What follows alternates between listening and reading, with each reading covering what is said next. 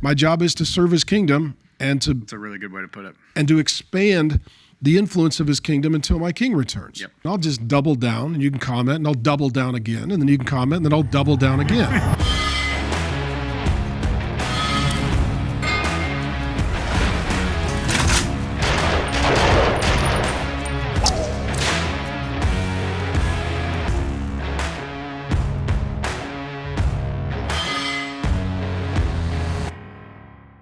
A possible Hantavirus outbreak that began on a cruise ship has now spread across multiple countries. Yes, the ship MV Hondius departed from Argentina on April 1st, 2026 for a voyage to Antarctica and the South Atlantic. But now, it has become the center of a possible Hantavirus outbreak. The situation became more concerning when a Dutch passenger who had been sitting near an infected traveler on a KLM flight later became sick. Experts fear the virus may have spread during the flight. According to specialists, this could be the Andes strain of Hantavirus, a rare form of the virus that can spread between humans, and according to reports, its fatality rate could be as high as 30 to 40%. Around 40 passengers had already left the ship on St. Helena and traveled to different countries. Now, passengers are being monitored across several U.S. states, including Georgia, Texas, Arizona, California, and Virginia. Possible cases have also been reported in South Africa, Switzerland, the Netherlands, Germany, and the UK. Now, the big question is this just a limited outbreak or the beginning of another global virus crisis?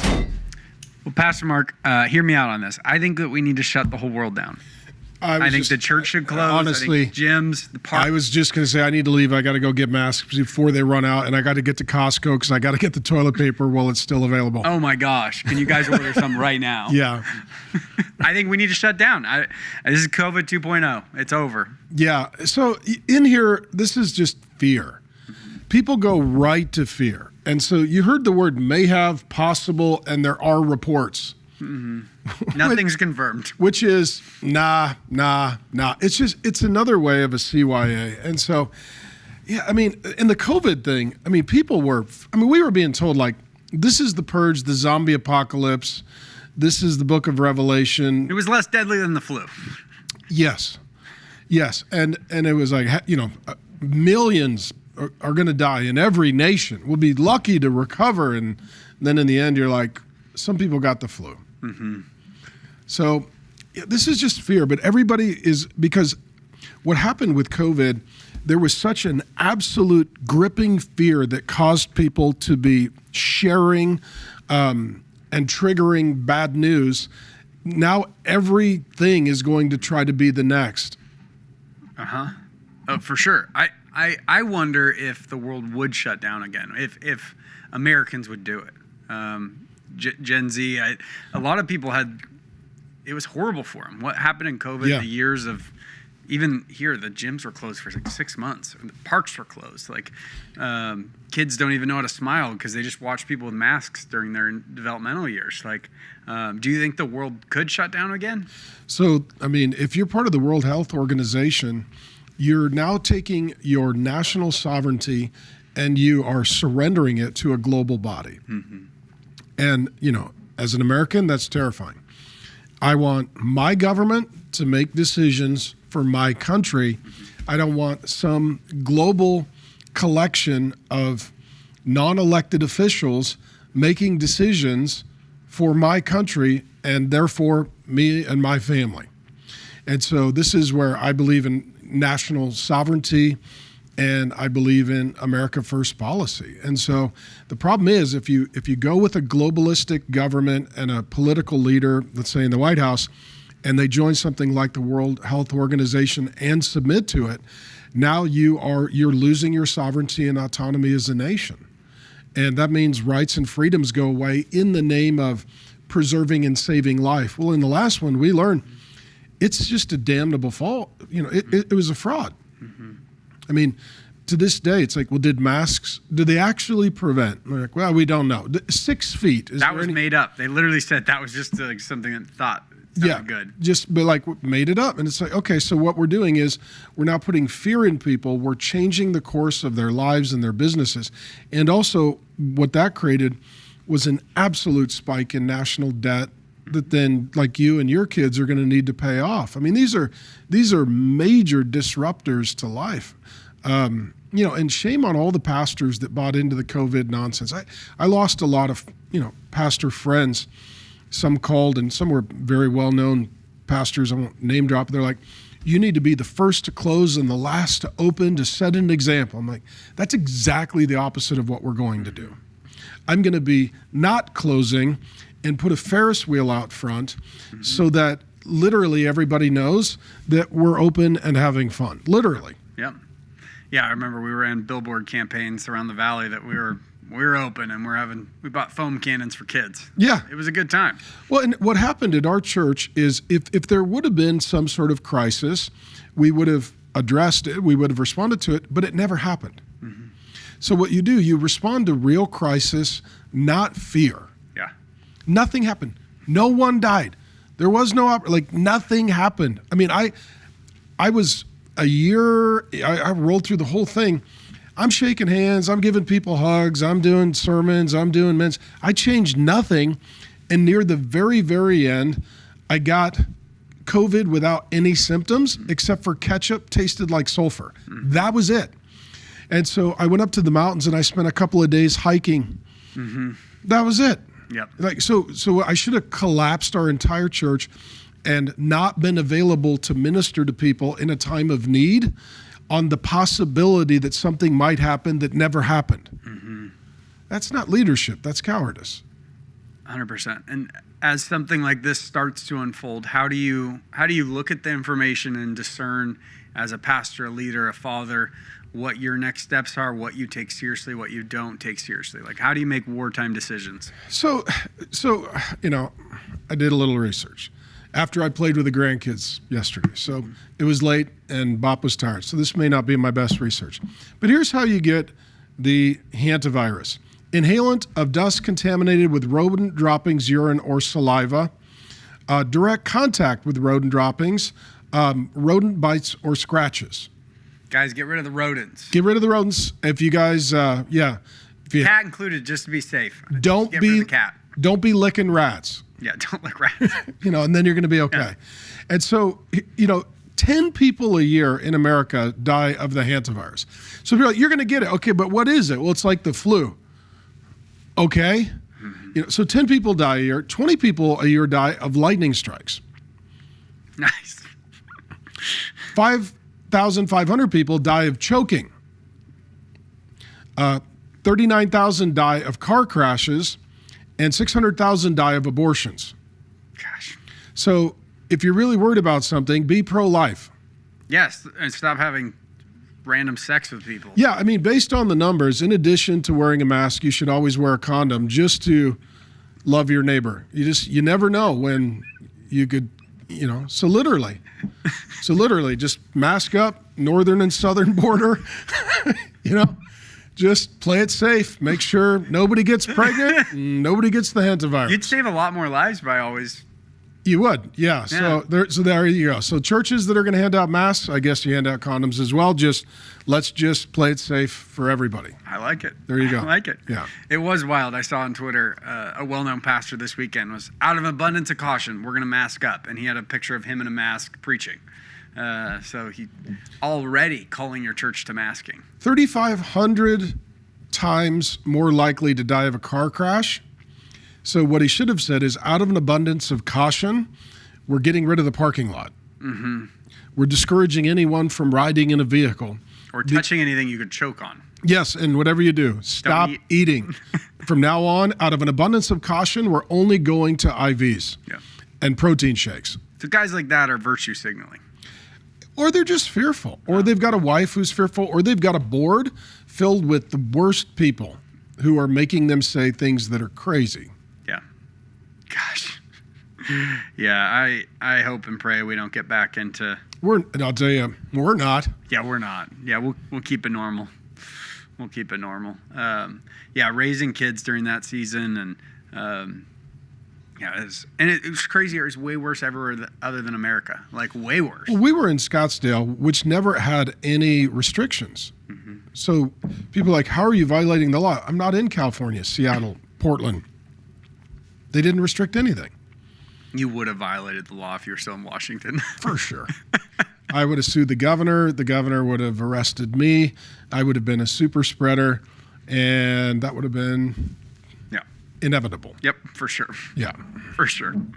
For sure. And yeah, it's interesting. This was an ultra luxury cruise, $22,000, or no, that's in euros. So like 30 grand a person on this cruise. Not sure what they were doing with rats, but all the more reason to not go on cruises. Yeah. So your mother-in-law, my wife, she's like, see, that's why no one should be camping. So this is her argument for bed and breakfast. She weaponized this against me for summer vacation. Yep. I mean, I'm with her. Yeah. I don't practice being homeless. Yeah. It's not my thing. So if the government mandates another church shutdown, no pastor should obey it. So, there's 3 very important words that every pastor needs to really memorize. Screw the government. I like it. Yep. Perfect. The government takes itself seriously, and the key is to not fall into that trap. Yeah, it makes sense. It was wild. I mean, seeing It was terrible.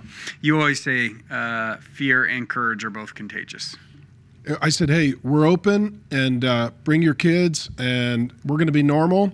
And we were so overwhelmed with people. Mm-hmm. And the churches that are fearful, they emptied and they never returned. Because the Bible says that God has not given us a spirit of fear. And fear literally is a demonic spirit of oppression. And it brings this foreboding, this anxiety, and it catastrophizes the future. And it turns you into a false prophet where you're like, it's going to be terrible. And it's like, but it wasn't. Mm-hmm. So what actually was worse for you than the COVID was the fear. Yeah. I mean, that'll take years off your life. Yeah. Fear was worse for you than COVID. And a lot more people got infected with fear than they did COVID. Mm-hmm. Yeah. If somebody didn't pass the test well, pastor didn't pass the test well last time, what are the things they should do differently in processing these world events going forward?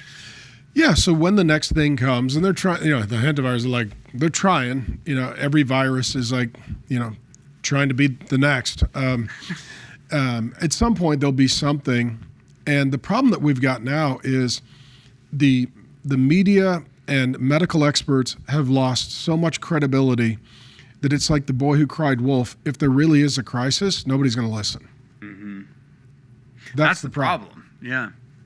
If there really was an issue, it'd be like, I don't believe any of it. Mm-hmm. Yeah, I don't believe any of it. And so we know that Fauci's a fraud.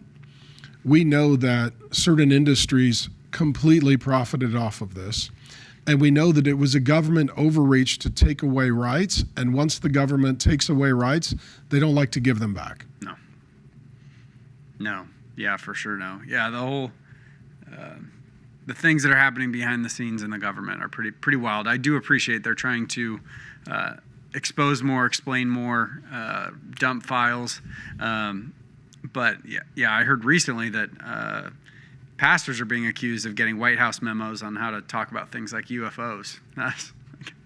I think people think the government's far more organized than they really are. This is where your state, your local government really matters. Your attorney general, your governor really matter because, and your city mayor and such, because they're going to be putting in place policy that could allow or restrict your freedom. Mm-hmm. And so it was wild during COVID because depending upon what state you lived in, it felt like you lived in a different country. Mm-hmm. If you're in Idaho, you're like, has anybody heard of COVID? Wyoming, they're like, we've been practicing social distancing from the beginning. We all live on ranches.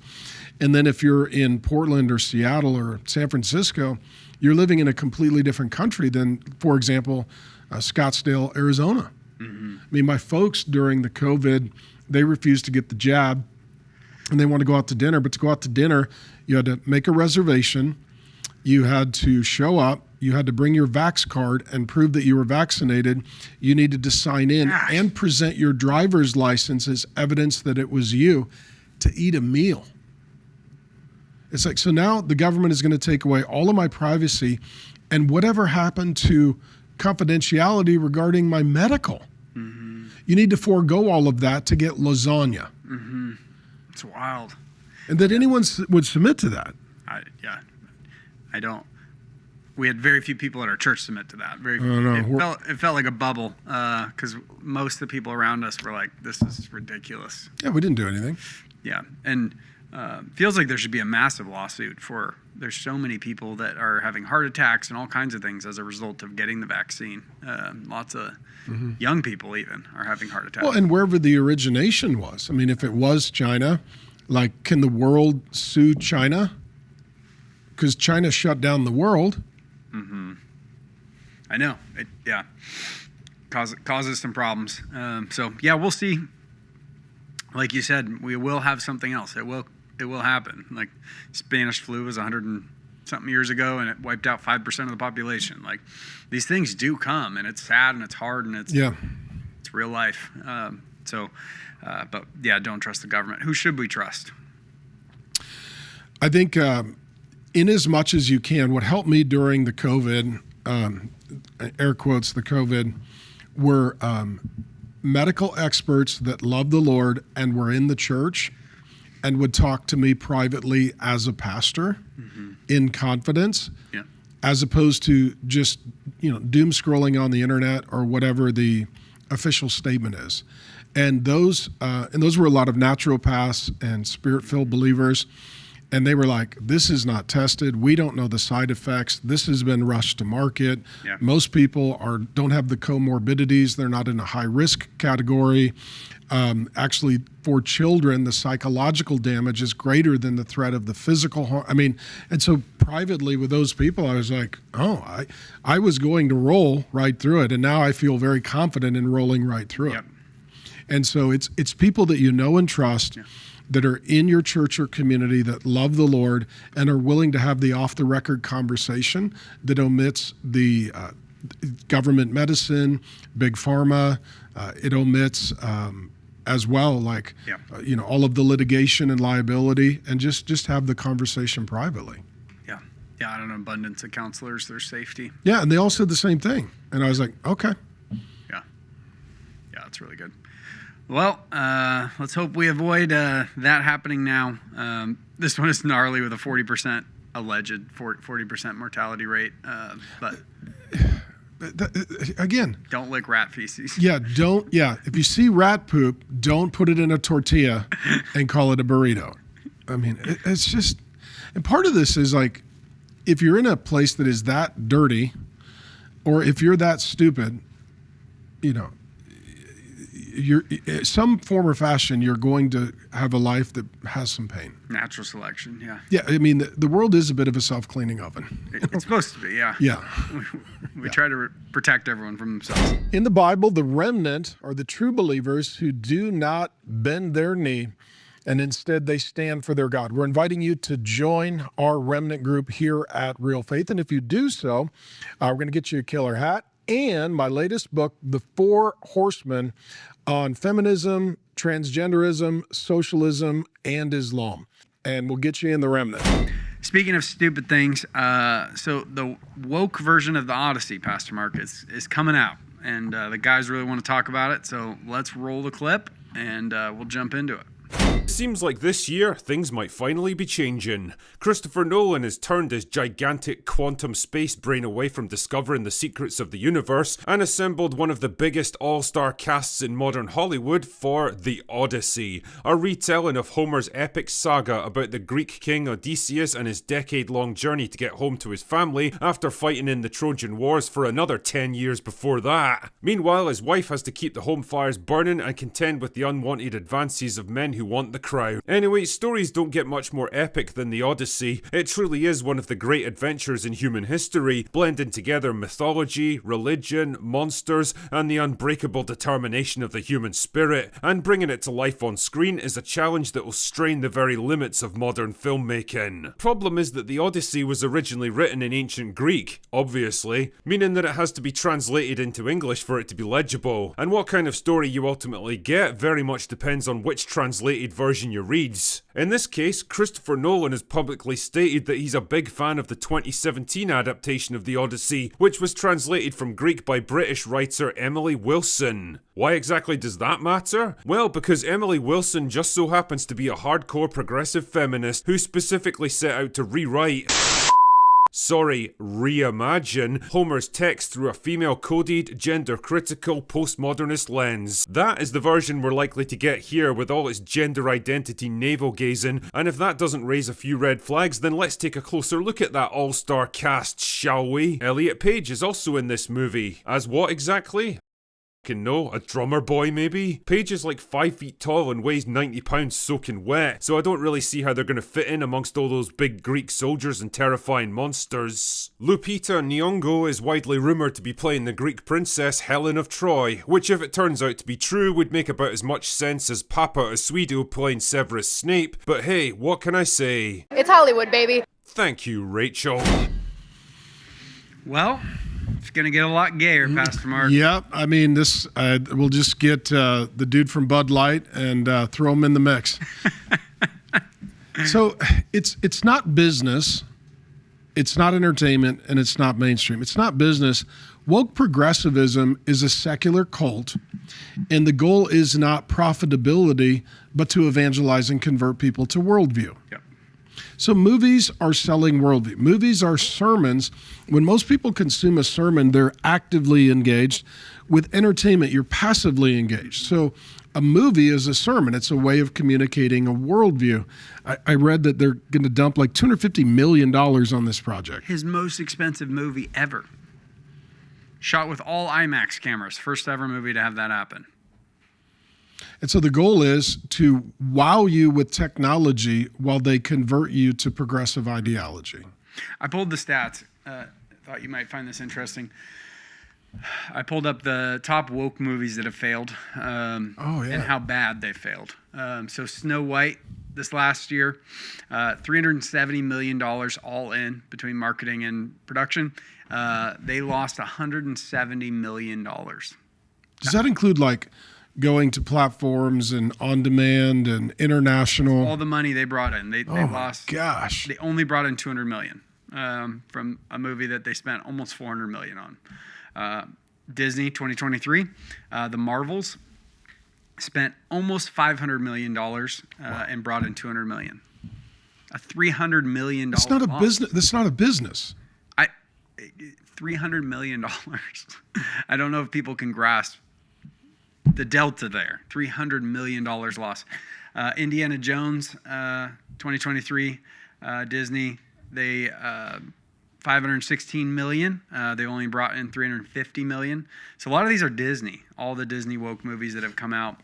Buzz Lightyear, the woke same-sex kiss.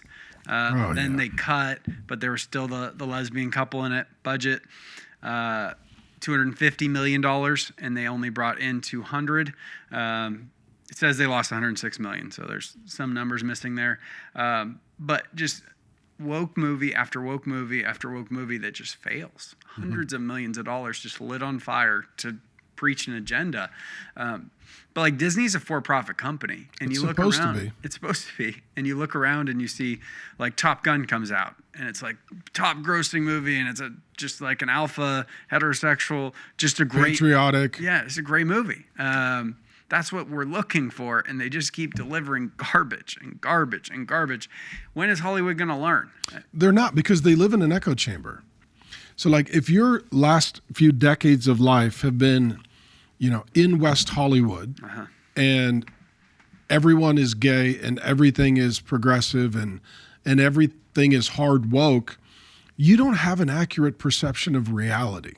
Mm-hmm. You don't understand that the majority of Americans aren't living in that kind of echo chamber. Mm-hmm. Like when I used to, do ministry and live in downtown Seattle, you would think, all I knew growing up was Seattle. That's where I grew up. That's what I knew. That's where I went to school. That's where I'd been. And then you get a little older and you start traveling and you're like, oh, there's not homeless people with needles in their arm everywhere. There's not, trannies in the men's bathroom everywhere. Yep. These are just the minority weirdos that have assembled and collected together. And when you're there, it feels like that's the new normal. It's not. And so if you live in one of these, see the way these industries are held together, whether it's their lighting people or their screenwriters or their actors guild, it's a small ecosystem that all works together, but it's all the same cult. It's the same ideological secular cult. And so for them, this all makes perfect sense. But when they try to sell it, I mean, it's like Jaguar trying to sell expensive cars to rich white men with trannies on the hood. They sold 12 cars. Yeah. First 2 quarters of the year. Yeah. You're like, I don't. Doesn't work. I don't want that. They don't understand the market. And this is where Target gets the backlash. This is where Bud Light gets the backlash. I mean, it's like no one is learning. Like, this is an electric fence. If you urinate on it, you're going to get tasered. But they just keep doing the same thing. The return, a fool to their folly on this one, where it's just you return to the vomit and eat it again. Let's try it one more time. Maybe it'll work this time. It was funny that one of my favorite things I've seen on the internet this year. The White House posted a reel, and it had a bunch of movie clips, and it was some epic video, just kind of mocking Iran and everything going on over there. And they had a Tropic Thunder clip in it that was very funny. Was that the bomb Iran? I think so. See, Yeah. That was pretty great. It was really great. And then Ben Stiller comes out, and he's like, hey, war is not comedy or entertainment. And hey, you filmed one of the funniest war movies ever, Tropic Thunder, and you mocked everything all these guys do for 2 hours, and it was hilarious, and it's one of your top movies. The White House is mocking the same thing, and they're using you to do it. But, that's out of bounds. Yeah. You literally profited off this. But that's where they believe that their ideology is moral. Mm-hmm. And so there's a seriousness about their art, that their messaging is as serious to them as a sermon is to a preacher. And that is, I am presenting my ideological worldview, and it needs to be accepted and celebrated to confirm sort of my greatness and my intellect and my wisdom. And if it's rejected, I'm personally offended because this art is my baby. Mm-hmm. And this is the downside with artists. For them, their art is their baby. And if you say, I don't like your art, you're slapping their baby. You're calling it an ugly baby. And they get very defensive and very emotional, and then they get very triggered. And then you realize they're actually taking all of this very seriously. Yep. Yeah, it's wild. And to your point, we were just in Palm Springs last week. It's 50% gay population. Oh, I know. Elton John is the patron saint of Palm Springs. So the reason why I looked it up because I was like, this is just weird. We tried to stay in a resort, and they're like, we don't have children aren't allowed here. It wasn't a gay resort or anything. They're like, we just don't like children. So, and it's not on their website or anything. We're just like, no. And Indy's a great guy. But I looked it up. I was like, why is Palm Springs so gay? And it's because in the 50s and 60s, all of the actors had a 2-hour contract rule where they couldn't go anywhere further than 2 hours away from Hollywood. So Palm Springs was an hour and 45 minutes away. So it was the Hollywood playground. They would all go there. And so no kids allowed, and super gay. And that was in the 60s, 70s. And now it's the gayest place on earth, literally. 50 to 60% gay population of who lives there. So to your point, Hollywood's kind of, they've been preaching the same agenda. The people that are all connected within this they don't like kids, they don't like marriage, they don't like Jesus, and that's the people preaching to your kids writing the Disney movies. Yeah, and it reminds me, so there's a gal, Camille Paglia. She's got a couple volume set on the history of Western art. She's a bisexual, atheist, lesbian. So normally we're not on the same team. Let's hang out. But she makes the case that with Western civilization, when Christianity began to rise, that a lot of people think, well, it crushed paganism in the West. It didn't. She makes the argument that paganism moved over into art and entertainment. Interesting. And so Christianity didn't dominate in the sphere and the space of entertainment and the arts. And so it has always been pagan. Whereas, you've got Thomistic law and Thomas Aquinas in the realm of law. You've got in education in America was, the first 123 colleges and universities were founded by Christians. Christian education up until basically the Communist Manifesto calling for government education was all Christian. So Christianity, it influenced all the spheres of Western society and civilization, except for art and creativity and entertainment. And that's where paganism has always dominated. So where do the pagans go? They go into entertainment and the arts, and it's transgenderism, it's paganism, it's the worship of the environment, which is pantheism, panentheism. Yeah. And so, that's all that it is. And so Hollywood is just one of those outposts where Christianity has never really been that influential in the realm of entertainment and the arts. Mm-hmm. And we assume it. So as a Christian, you're like, well, it's just godless, it's evil, it's pagan, it's demonic, it's perverted, it's tranny. Yeah, it is. That's their religion, mm-hmm. That's their cult, yep. That's their church. Yeah, 100%. And it's dangerous for your kids to be just exposed loosely to this. We talked about that last week. Is you have to be so careful what you allow your kids to watch. And I was just thinking about it. You reference like Bud Light and Jaguar and some of those. Marketing is art. I see marketing as art. It's formed art for the last. It's messaging. So it's creative. So it's the creatives that are destroying the companies. Yes. Because they're artists and they're 100%. And a lot of the times it's not your HR, it's not your accounting that is coming up with these ideas. No. They're just paying for it. Yeah. Sorry, I was just processing that. It's interesting. It's a very insightful take on it. Just trying to understand, why are these companies doing it? It's really not the companies; it's the artists that companies hire. It's like, okay, I think that makes sense. Let's try that. It's like, no, that was a terrible idea. Because then the creatives will, they'll go to accounting and say, we need this money because this is where culture is at, and this is the messaging that'll move the product. Mm-hmm. And accounting and HR and legal and those sides of the business, the back of the house, mm-hmm. They're like, oh, we don't know. Yeah. So then you go for it and you're like, the creatives do not know the market. No. Because the creatives think they're the market. Yes. 100%. Yeah. Well, very cool. I really appreciate that. So I'm assuming you're not looking forward to seeing the Odyssey. No. Anything that is woke, just treat it like an ex-wife. Don't go near. Yeah. I like it. All right. Next segment, Pastor Mark, talking about the midterms. Republican-led states advanced the mid-decade congressional redistricting that could net the GOP roughly 8 to 14 additional House seats ahead of the 2026 midterms, with major gains in Florida, Texas, Louisiana, North Carolina, Missouri, and Tennessee. Democrats failed to secure a counter map in Virginia after a state Senate court ruling blocked their effort. The new map significantly strengthened the Republicans' chances of holding their narrow House majority despite typical midterm headwinds. And it feels like we have a lot of headwinds on the right now heading into this. Don't feel great about it.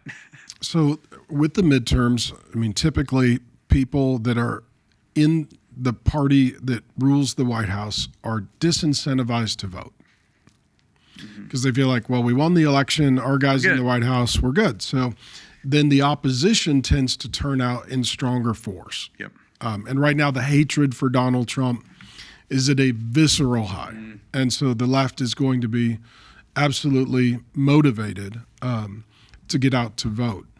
For those of us who are conservative, the concern is the left has already told us that the goal would be that they would win the midterms, and then what would happen to Donald Trump and his administration would be 2 years of lawfare. They've already told us it's going to be documents and subpoenas, and it's going to be impeachment trials, and it's just going to be lawfare. The goal will be to get so much debris on the runway that the plane can't take off, and to just sort of stall until 2028 with the goal of then finding some decent candidate.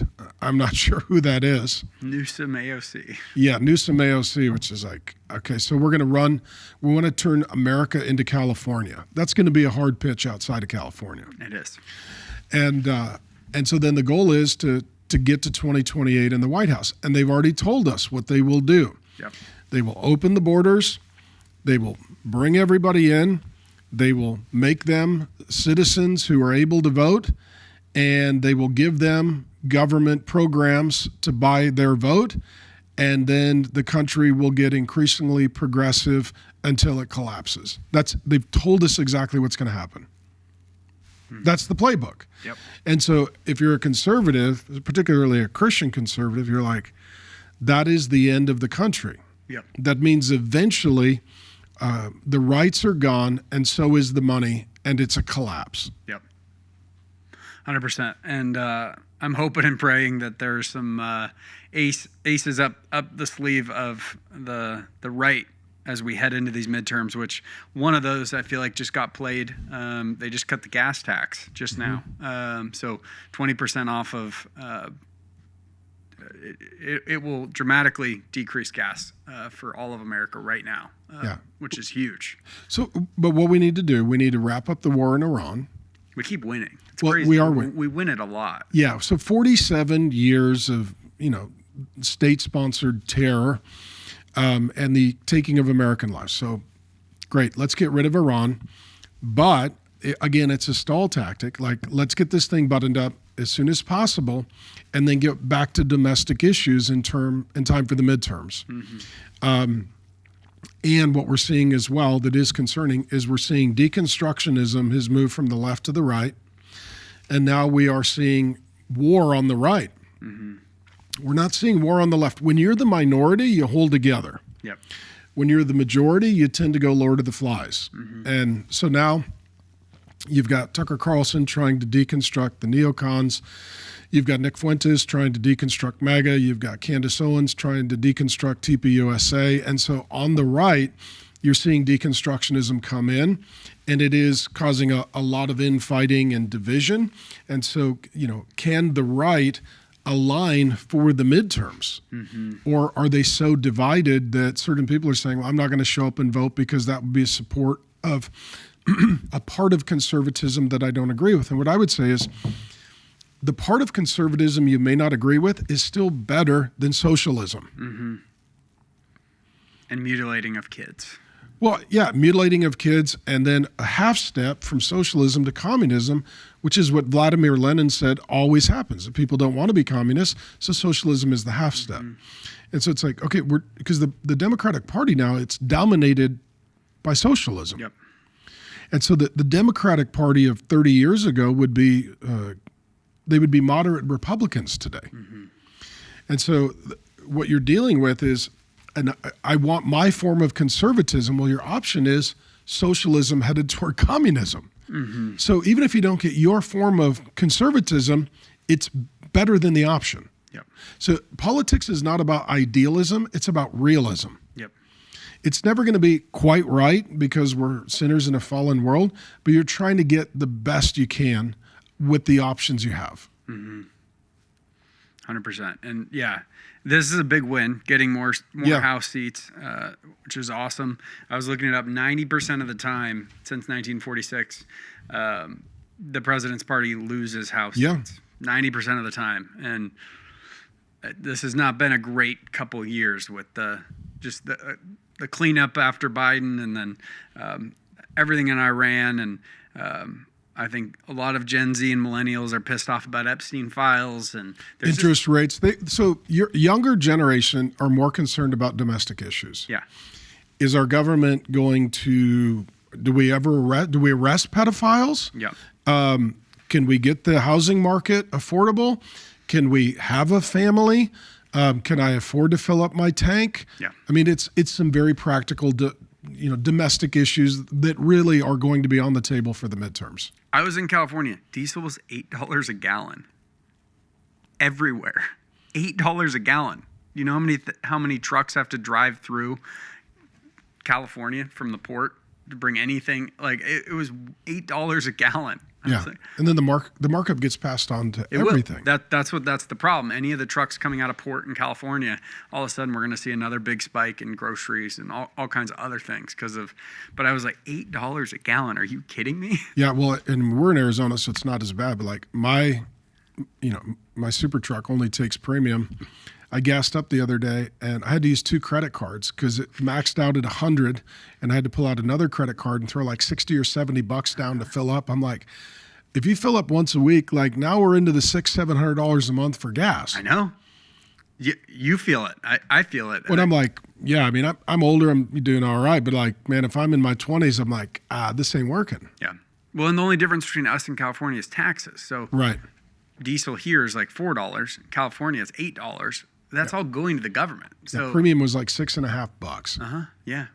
And they could help. The government could help. So I love that the federal government's cutting the gas tax, and I think local and state should be doing the same thing. There's Yeah, no but we reason. stopped drilling. We stopped building oil refineries. We stopped being energy independent. We started chasing, green. Yeah.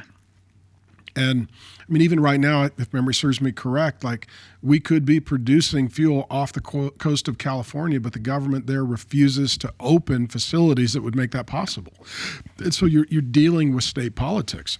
I saw this whole conspiracy theory, this whole war in Iran. Trump doesn't want it to go well because he just wants the U.S. to produce all the oil. And the longer this is happening there and the strait is a problem and Supply, all of that, demand. everyone starts buying from Venezuela and America. And all of a sudden we become the world supplier for oil and become the richest nation in the country, in the world rather. So that was interesting. I was like, he's pretty smart. Yeah, it's not a bad play. I mean, tucking Venezuela in before you bomb Iran was strategically wise. So we'll see what happens. In the short term, it's painful, and I am thankful to see something like the government jumping in on a tax cut. Why not? Let's do that. Let's help. Yeah. So love seeing that. All right, up next, Pastor Mark, we have a rapper that I think his clip will speak for himself. So let's be clear on his name, Tekashi 6ix9ine. He was obviously born with this name. Mm-hmm. You gotta look at it. Be a boy or a girl? You're not. It's okay, baby. I'm sorry. I just rule Okay. it's Don't boy. worry about it. If it's not a boy, then it's abortion. Yo. Wait, what did you say? Bro. Let's present you to the mom. Bro. What the fuck? So just to be clear, if you didn't hear that, it was if it's not a boy, it's an abortion. Got his girlfriend pregnant. Mm-hmm. We know he wasn't, practicing chastity before marriage and, honoring the woman. The fact that any woman would want to have a baby with this man. I mean, what kind of father do you think this guy's going to be? He has 2 daughters, and he said that. Oh, Yeah, he has 2 daughters, a 12-year-old and a 7-year-old. so they heard that. Yeah, They heard that he values men over women. and that he wishes that they were an abortion instead of a daughter. Oh my God. Oh my God. See, this is where we have a culture of death. The leading cause of death is still abortion. The majority of people are using it for birth control. And the majority of women, it's multiple abortions throughout the course of their life. And so, the progressive left will be like, what about the exceptions? You're talking about a small percentage on, rape, incest, the mother's life. The majority is people are doing perverted things, getting pregnant, and then using it as birth control. And I hit it in the sermon this weekend. There is no debate that life begins at conception. The genetic blueprint is there. The DNA is there. It's a separate human being with a separate DNA from the mother. Life begins at conception.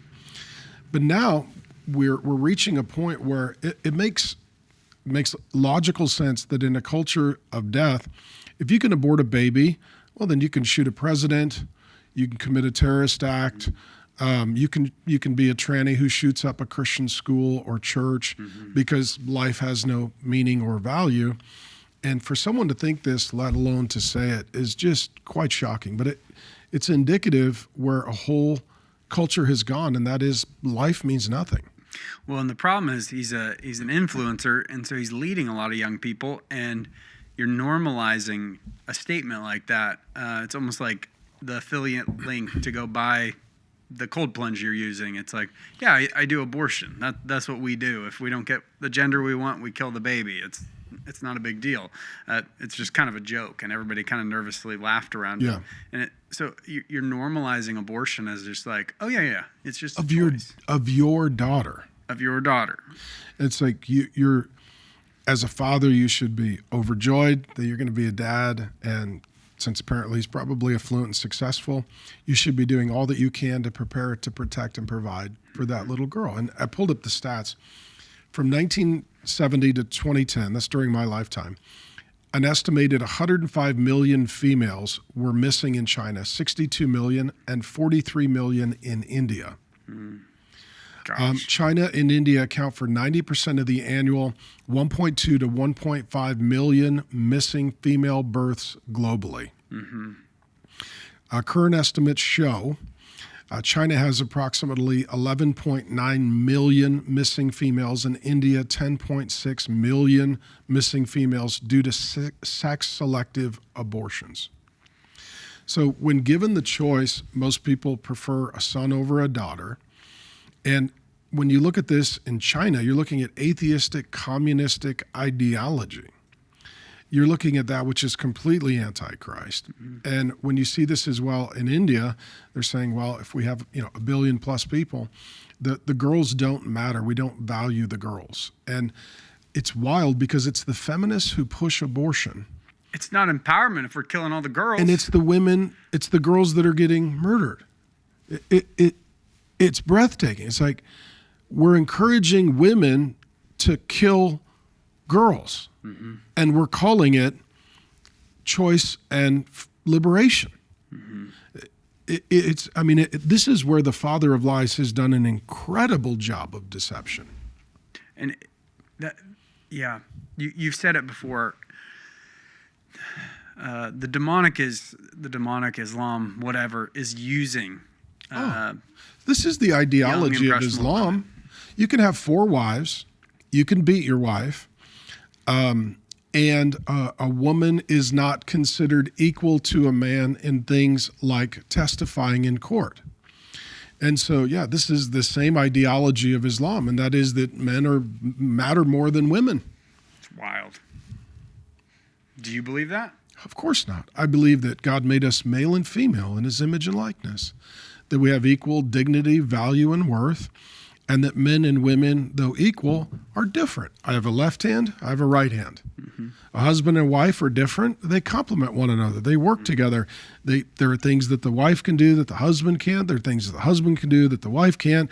And if they serve each other and work together, it's not good to be alone. And so it's better to be together. And so, you married my daughter. I mean, one of the most wonderful things, one of the most transformative things that ever happens to a man after meeting Jesus and receiving the Holy Spirit is becoming a dad. You learn things, it unlocks you, it grows you, it matures you. But then as a man, there's something particularly unique when you get a daughter. It unlocks a part of your heart you didn't even know was there. She needs you to protect her, so your protective instincts kick. She needs you to provide for her, so all of a sudden you want to take care of her. And she's this tremendous blessing in your life, your little girl. And you get to love her and protect her and enjoy her, and you get to go on daddy dates, and you get to have tea parties. And even yesterday my granddaughter was, so yesterday, now I've got granddaughters. Yesterday, my granddaughter, she just kept wanting to snuggle with me. Snuggle bop, snuggle bop. She's 2 years old. I was like, yeah, okay, sweetie pie, so I'm snuggling her. And she tells me, love you, Bop. Love you too, sweetie pie. She blows me kisses. I mean, it's like to think of, and that a man who is the father would be the most dangerous person on the earth, the most potentially deadly person on the earth, to a little girl. I mean, it is just demonic. There's nothing, because there's a point where a human conscience keeps you from going to certain places. To go from the place where the human conscience would prohibit you to go means it's demonic forces that you're a possessed person getting pulled into evil. And when a man says, I'm going to kill my little girl, that is, even if you don't know Jesus and you have a functioning conscience, you can't even think that. Mm-hmm. No, it's wild. God gives you a little girl. Yeah, you can't harm your own child. Your little girl. No way. Little girl. And here it's like, there's no rape, incest, mother's life. This is not an impoverished family. This is not a guy who can, like, there's no excuse. He just doesn't value women very much. He's just a freaking dirtbag. Yeah, I mean, he's just going around sleeping with women, and like, I don't know how you raise daughters like that. It's It's where men who do not meet Jesus, come under authority, get married, and submit to the covenant of marriage as discipline, those men become animals. Mm-hmm. That's how he's acting. That's an animal. Mm-hmm. I don't believe in evolution, but I believe in devolution. Mm-hmm. I don't believe that we came from animals, but if we don't come under authority, eventually we become animals. Mm-hmm. This is a person who used to be a man and now he's just an animal. Gosh, it's wild. It's wild, and yeah, it's clear. I think once you start killing your own child, your own daughter, mm-hmm. like the thought of doing any harm to your daughter, because any man knows I am willing to die to keep her safe. Mm-hmm. I am willing to exchange my life for hers, and any man who says I'm willing to take hers, on a coin flip, he should not be a father. The first thing that this woman should do is move to another country and get some sort of lawyers involved and make sure that this man never gets to parent this child. Because imagine this man raising a boy to treat women like that. Gosh. That Jesus says that's a guy who's his son will be twice the son of hell. Gosh, 100%. That's awful. Yeah, no, disgusting human being, and hopefully he meets Jesus. Yeah, and repents and apologizes, and that would be best case scenario. But again, this is just what happens when, since Roe v. Wade, for 50 years, it's like we just kill people. Yeah, it's normal. We just an option. Yeah, we just kill them. It's plan B. Yeah, so we just kill them, and 50 years later, it's like we just kill people. I thought this is who we are. It's like that means we've lost our soul. 100%. It's awful. Thank you for your insight on that. It's very sad to see where we've gone as a culture, and I don't think it's going to get better. It's not. We're not trending better. So Christians need to speak up, go to a pro-life rally, like do something with your church to actually impact this stuff, educate people, support the Christian pregnancy centers. And ladies, don't sleep with guys you're not married to. Yeah. Because you could end up pregnant, and then you're either going to be a single mother or raising a child with a dirtbag. Yep. And men, if you're going to mask, make sure you mask north and south. There you go.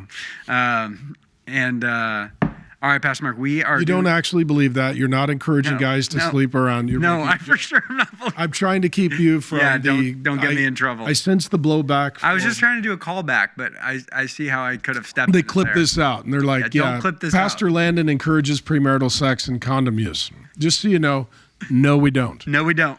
No, we don't. There we go. I'm here to help. Get the toothpaste back in the tube. I'm here to help. No pun intended. Yeah.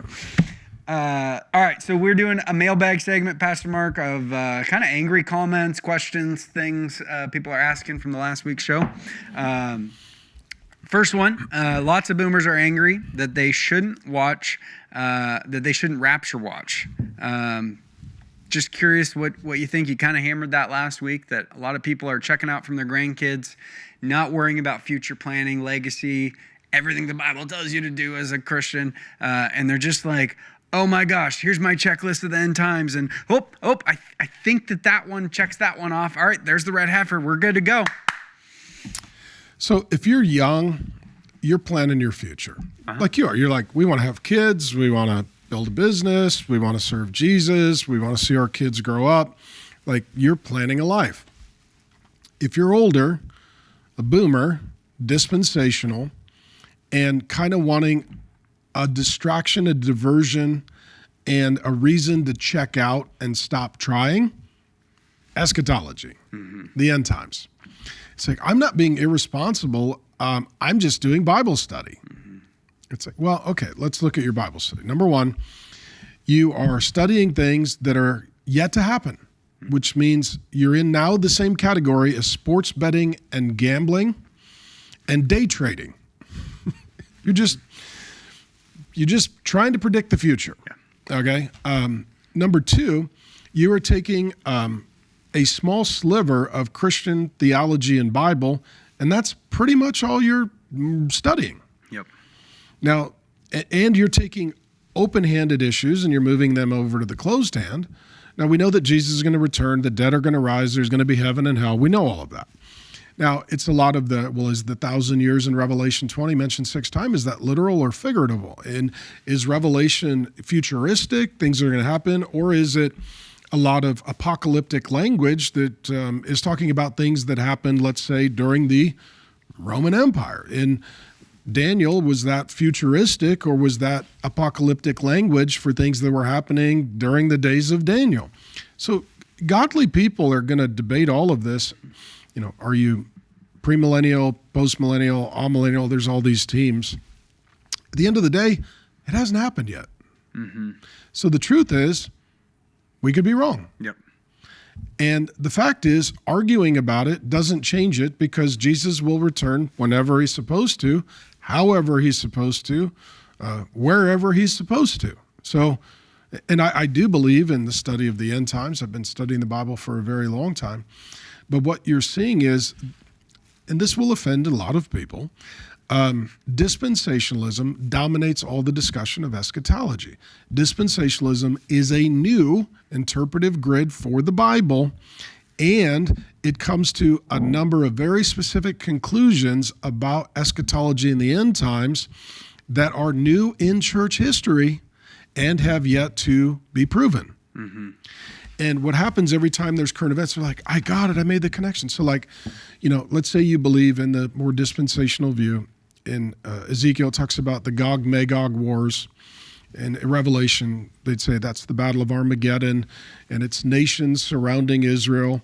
And one of the primary actors is Iran. And so, you know, when Hamas invaded Israel, there was this, okay, is this a triggering event? Well, now, Iran does not look like it's ready to bring the Antichrist. No, they won't be for a few decades, a few hundred years. So everybody's like, Iran is rising. This is it. We're in the final hour. And now you're like, well, Iran's, it's a bad day in Iran. Yep. And if you're a mullah in Iran trying to bring about, you know, global jihad, right now you don't even have the internet and you don't know who's in charge. And the guy who seems to be is a gay guy who got his leg blown off, and he's probably not the Antichrist because at this point he can't even appear in public. No. So the speculation is interesting, but wouldn't it be better to spend your time on and energy on things that you actually have dominion over and responsibility for? Am I reaching my neighbor for Christ? Am I loving my spouse? Am I investing in my children? Am I financially, emotionally available for my grandchildren? Like the things that when I stand before, none of us will stand before God and give an account for the rapture. Right? Nope. Because the Lord says no man will know the day or time. Probably for a reason, like a dad talks to a toddler, like, you don't need to know the plan. No, you don't. Tomorrow, it's okay, buddy. Just worry about today. Yeah, it's like looking at Indy, who's awesome, and he's 2, and trying to explain, like, okay, buddy, when you hit a certain age, you're going to need to do your taxes. Dad explained that. Like, you know what? Don't worry about that. And that's how it sounds to me when I read the scriptures. And God's like, hey, son, don't worry about it. Nobody's going to know. No, nobody's going to know. I'm going to come back. Don't worry about it. It's just not something you do. And then there's whole ministries that are built on this thing. And you know some of the stuff behind the scenes, but most of them have garbage families. They're not caring for their wife, kids, grandkids. They're worried about what's happening in Iran. Well, so here's what I know about eschatology. the second coming of Jesus brings the kingdom of God. In the meantime, I'm a citizen of that kingdom, but I'm not yet a resident of that kingdom. And so my citizenship, the Bible says, is in heaven. So I am a citizen of the kingdom of God, but I'm not yet a resident of the kingdom of God. So my job is to pray and to live, thy kingdom come, thy will be done on earth as it is in heaven. My role is to live for my king and his kingdom and to expand the influence of my king, the Lord Jesus, and his kingdom. That's my job. His job is to come back and bring his kingdom. My job is to serve his kingdom till I see my king. My job is not to worry about what my king is doing and when he's bringing his kingdom. My job is to serve his kingdom and to... That's a really good way to put it. And to expand the influence of his kingdom until my king returns. And so those who are addicted to eschatology, and I'll just double down, and you can comment, and I'll double down again, and then you can comment, and then I'll double down again. I do believe in the second coming of Christ. I do have opinions on these things. When I teach through books of the Bible, I will teach about it. But if you're talking more about the rapture than you are to your lost neighbor, if you're fighting with Christians online over eschatology and your energy is not going to love your grandkids, if you are spending more time looking at the Bible trying to predict the future than to find your own sin to repent of, then you have weaponized the Bible in a way that causes you to be speculative and fearful, and you have missed the narrative arc of the Bible, and that is, it is not about the rapture, the end times, the beast, the false prophet, the Antichrist, the red heifer, the millennium, the tribulation. It's about Jesus Christ. And you have just moved the target from Christ to things surrounding Christ. And the result is you may not be actually faithful to Christ in all of your Bible study and arguing. Wow. Yeah, I mean, if there's not fruit of your life, if that's what I'm seeing with so many boomers, there's not fruit of the Christian life. There's just obsession with a conspiracy theory they found in the Bible. And it's like, well, yeah, sure, he might be coming back tomorrow, or it might be 2,000 more years. We're not the main character. How could we be that important? That's what I always ask myself. I'm like, I just don't think I'm that important that this would be the time the Lord would come. Well, and Americans are like, certainly the second coming of Jesus will involve me in America, because what could be more important than me in America? The issue is... This is how cults have been founded. Well, this is why J-Dubs and Jehovah's Witnesses and Mormons started in America. Because they said, you know what, America must be very important. And, the kingdom of God is now here. And so it was an over-realized eschatology. It's like, well, actually, that's how we got the two bad cults. Americans decided that somehow, the Jehovah's Witnesses actually do believe that Jesus did return spiritually. They already did. We missed it. And then the Mormons say that he's returning to Missouri. I've been to Missouri. I don't think we're going back to Missouri. Yeah. I don't think you're allowed in Missouri. So no, I don't. If the Lord returns to Missouri, you're screwed. Yeah, I'm going to have to Zoom call him or something. But I mean, that's literally Mormon eschatology. Is America is so important that the second coming will be in America. So it's like, be careful when you take your American politics and your complete and total love of yourself as the center of the universe, and then your addiction to end times prophecy, because you'll end up in a cult. That's the story of Jehovah's Witnesses and Mormonism. And all these random cults where people give up their whole fortune, they'll kill themselves, all these things because they think the Lord's returning, blah, blah, it's what they're supposed to do. Crazy things have happened obsessing over the end times for all the history of the world. So just don't. Obsess over your grandkids, the Christian walk, your family, your dominion. Not things that are out that the Lord literally says is not in your dominion to figure out. Yeah. Well, is it okay to study eschatology, end times? Of course, it's fine. It's in the Bible. It is one of the themes and threads. But there is this obsession among some. Yep. And they will take what is in the open hand, put it in the closed hand. And it's like, well, unless you believe in, the rapture happens at this, not even just the rapture is an open-handed issue, but they'll put the timing in the closed hand. It's pre-trib, post-trib, mid-trib, pre-wrath trib. And you're like, it hasn't happened. This is like sports betting where we're all fighting over the Super Bowl for 2027. This is the Christian version of gambling. Yep, 100%. That's how it feels. And it feels like a very unhealthy obsession. Quick closing question, Pastor Mark. Do you like Trump or the Pope more? Let me say this. If you had to go on a double date. Well, obviously I can't go on a double date with the Pope. If you said, hey, you can spend an hour with the Pope or an hour with Trump, I'm taking an hour with Trump. For sure. For sure. You don't necessarily agree with everything that's happened in the administration, but I don't agree with everything that's happened in the Vatican. Oh, for sure, no. But yeah, you're gonna hang out with a straight guy, not a gay guy. I get it. I just quite frankly think that hanging out with Trump would be more interesting. It for sure would. It's going to be untucked. It's going to be fantastic. It'll be huge. It'll be the best hangout ever. This next week, you're headed to DC. Yes. The team's headed to DC. We're going to broadcast an awesome event on Saturday night. This Saturday night. From the Capitol Mall with Sean Foyt. Sean Foyt. It's going to be awesome. You wrote a book that we are releasing right now called The Four Horsemen: Feminism, Transgenderism, Socialism, and Islam. And we're really talking about the remnant. And you're going to do a special sermon from DC this week for the remnant. Maybe I'll explain this and I'll teach a sermon on the remnant, maybe in front of the Supreme Court. It'd be awesome. We're working on it. We're working on it. So we're figuring all that out. If you text STAN to 99383, we'll get you this book and we'll get you the link to the sermon this weekend. It's going to be awesome. You won't want to miss it. And I'm excited for it. Oh, that's right. It is the sermon this weekend. Yes, Pastor Mark.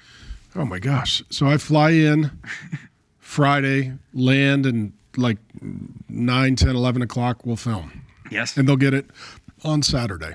Yep, 100%. It's going to be a good time. All right. Thank you guys. We got to go. I got to write that sermon. I know. Thank you guys for tuning in. If you have a question for next week, drop it in the comments below.